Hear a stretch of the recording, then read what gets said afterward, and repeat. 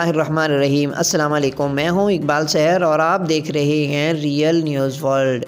ناظرین، 9 مارچ کی شام پاکستان میں 4 کمرشل پروازیں بھارتی میزائل کی رینج میں تھیں۔ ذرائع کے مطابق بھارت سے میزائل حادثاتی طور پر چلنے اور میاں چنو میں دھماکے سے گرنے کے عین وقت پر اس علاقے کے آس پاس 2 بین الاقوامی سمیت 4 کمرشل پروازیں فضا میں تھیں۔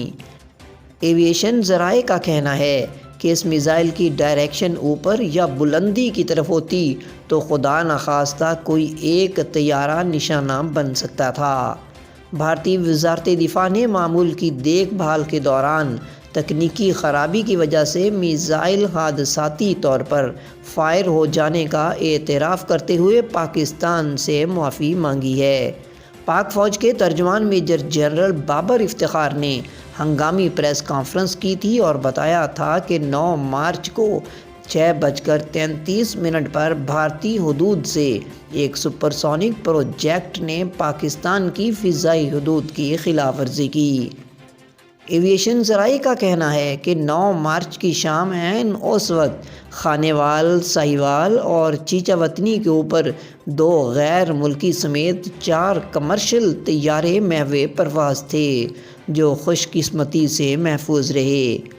ایویشن ذرائع کے مطابق لاہور سے کراچی کے لیے روانہ ہونے کے نجی ایئر لائن ایئر بلیو کی پرواز PA 405 ٹھیک 6:33 پر 35,700 فٹ کی بلندی پر چیچا وطنی کے اوپر پرواز کر رہی تھی۔